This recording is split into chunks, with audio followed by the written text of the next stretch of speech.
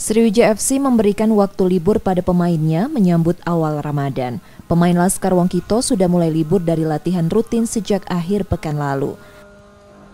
Selama libur 3 hari, beberapa pemain memilih pulang kampung. Namun beberapa pemain memilih tetap berada di Palembang. Manajemen Sriwijaya FC mengingatkan pemain untuk tetap menjaga kondisi fisiknya selama masa libur latihan. Iya, jadi untuk selama libur nih, selama 3 hari ini kita minta pemain tetap menjaga kondisinya untuk tetap fit. Apalagi nanti kita memasuki bulan Ramadan nanti, kita bagi yang berpuasa tentunya harus menjaga stamina ya dengan ekstra.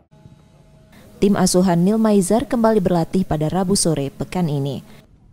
Nur Muhammad, Kompas TV Palembang, Sumatera Selatan.